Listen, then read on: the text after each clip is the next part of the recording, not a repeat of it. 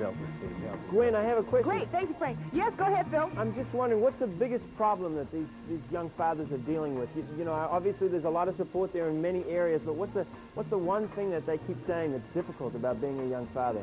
Great. Can you tell me quickly, what is the most difficult thing that the guys are facing from being young fathers? A lot of it is basically identifying the responsibilities of becoming a father and an adult that encompass becoming a father and adult. That's why we come together in the group, so that they can share their experiences, their knowledge, their understanding of what their responsibilities are and how best to meet those challenges. Okay, well, thank you very much. I'll join you in a bit later. Now, this is Jose Vasquez and his daughter, Lauren. She's 1 year old. Hey, Can you Jose. just tell me, Jose, what was your life like before you had Lauren here? Uncertainty, a lot of uncertainty. Okay, is that it? Now, you were working. You had, this is your second child. You were working. You're 21? 24. 24 years old. When you had your children, you were 21 years old. What challenges did that give you?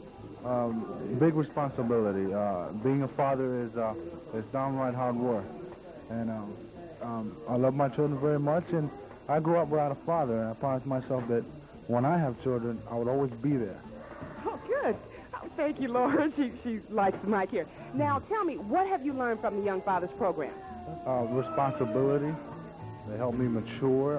They provide positive role models. I think that's the most important thing, and breaking the cycle of fatherless children. Okay, and I also know that you're in the Young Minorities program, and you're working at an advertising company now and everything. Is that right? Yeah, I was working for an agency for about 2 years, and I recently left to start my own advertising agency, yeah. Oh, good for you, you young dad, you. We're going to go right. over here to one more father. His name is Gene. He's 19. He has a 2-month-old. And I just want to ask you, Gene, quickly. Gene, this beautiful baby you have here, Deshaun, you've been gloating over him all day. What advice, however, would you give to young fathers, young men who do not have children yet?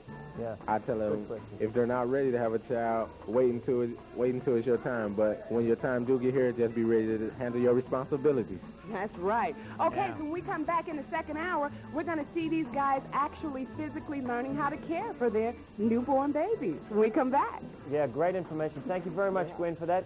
That was very special. Yep. And we have a lot more show. We still have more of Mr. James Brown. We also have Carolyn Goodall, who is coming in.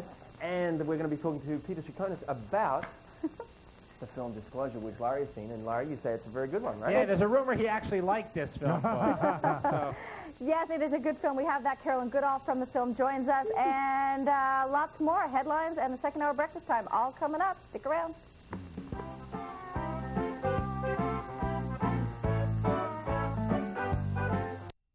Favorite shows from our TV Hall of Fame. You know, if I didn't know better. But you're the ones who told us. FX, TV with you in mind.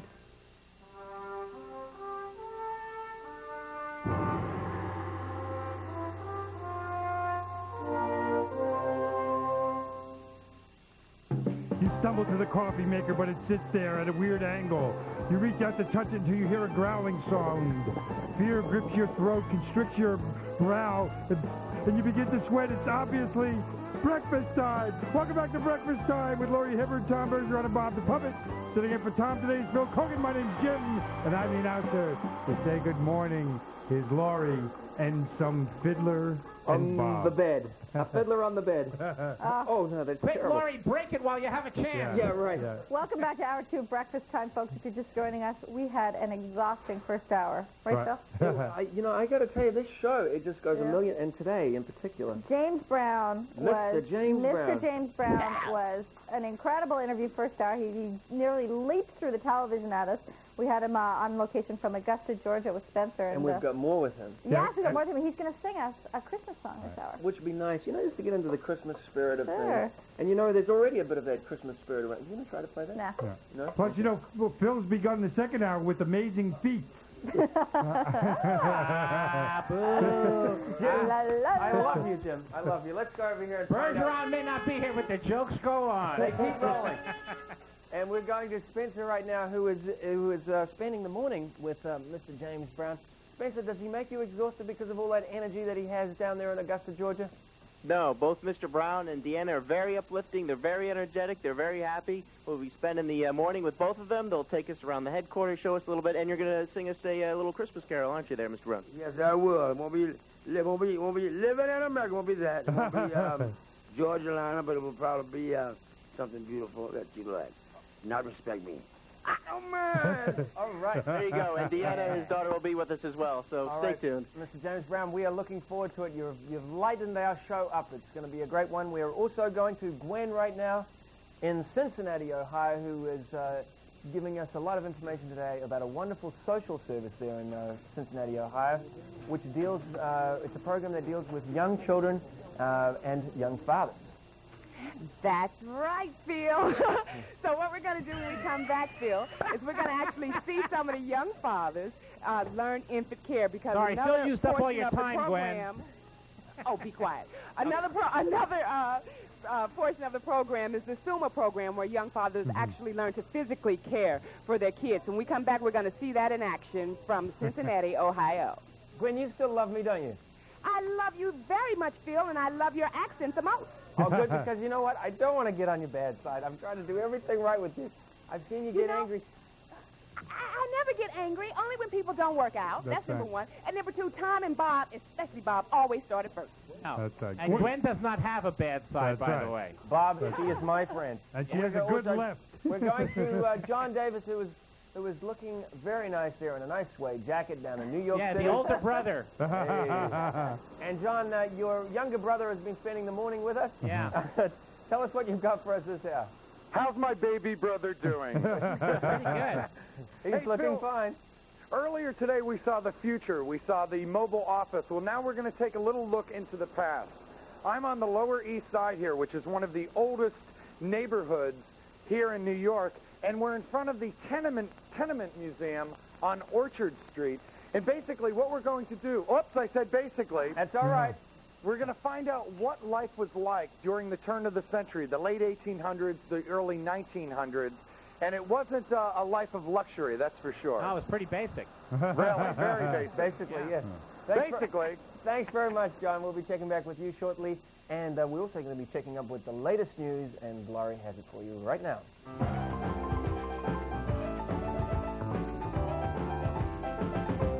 Thanks, Bill. In the news today, up to 25,000 American troops are on standby to move into Bosnia. President Clinton says the soldiers will help evacuate UN peacekeepers if they're needed. A federal judge has ruled a Philadelphia hospital chain had the right to ban an HIV-positive doctor from operating unless patients were told of the doctor's condition. And the judge ruled that the doctor poses a threat to patients when operating, even though the risk is minimal. A new federal study shows people with less education are more likely to smoke, live in sedentary lives, and be overweight. New Jersey marine officials say a wayward whale is swimming in the Delaware River again after being stuck in debris for 2 hours last night. The whale's been in the river for about a week, and scientists worry that it won't survive before making it back to the Atlantic Ocean. And finally, thousands of Star Trek fans are getting the chance to talk to the captains of the Enterprise. William Shatner and Patrick Stewart are holding a nationwide conference call with 4,000 Trekkies this coming Sunday. There is an 800 number that you can call, but I'm not going to give it to you. It's Trekkers, too. Yeah, no, it's 1-800-TECH-TREK, but I'm going to get in trouble for saying that. So I didn't say it. That's the headline. We need to call Tom for that number. That's yes, right. definitely. Interested. We have the Wilcox family, also Howard and John's brother, younger brother, much younger Kid brother, Mark, yeah. who is here, and we're all wanting a good weekend in terms of weather, Jim. We want spiky yellow balls. You ain't getting them. Oh. Well, you are getting them if you live in this little area here. This is going to be like the home of the spiky yellow ball. But, you know, and this is the man's world, but it wouldn't be very comfortable without an umbrella in this area. We also have snow up here and rain in Seattle. Now, actually, if you look closely at this pattern, you'll see a helicopter landing in Omaha. Now, let's look at the high temperatures. Okay, as you can see, the high temperature, look at this big dip that the 30s are taking, and we have a ladle of 20s as well. Now, let's check it on Henri and Luigi. See, like Luigi has this strong right flank thing going, but look at Henri is sneaking up behind him. So, who's got who trapped? We don't know. And we'll find out on Monday. But that's the weather for now. Thanks very much, Jim. Oh, Luigi! Jim, we're sending us Carolyn Goodall, everybody. Carolyn is one of the stars of the new film Disclosure. We'll be talking to her about that film coming up. Peter Chiconis is going to review the movie, and we're also going to have a roundtable discussion about sexual harassment in the workplace. So stick around. There's a lot more to come.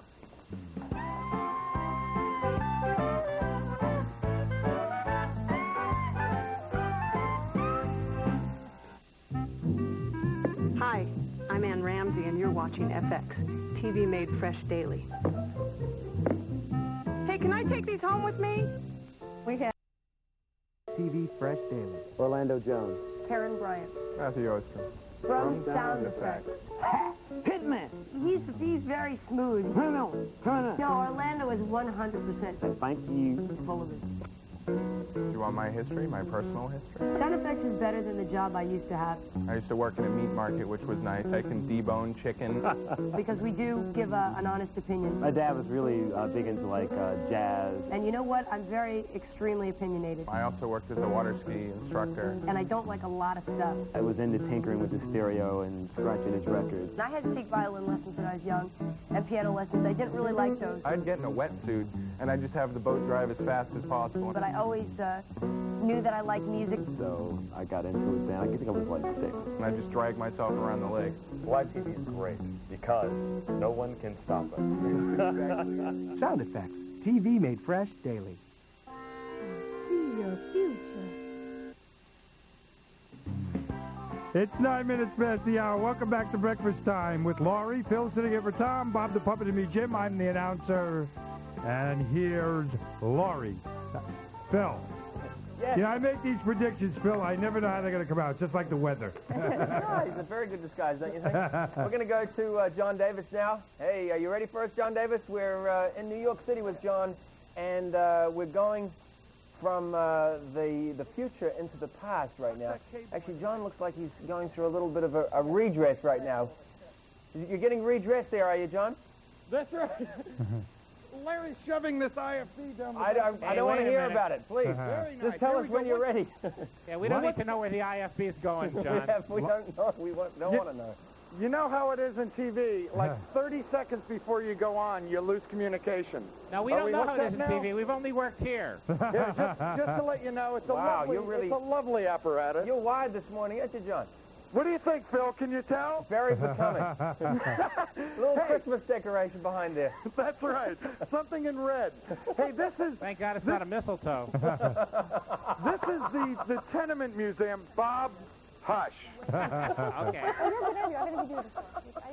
Come on in. This is the Tenement Museum, and this tour is called Hard Time Stories and Morning Glories, and there are a lot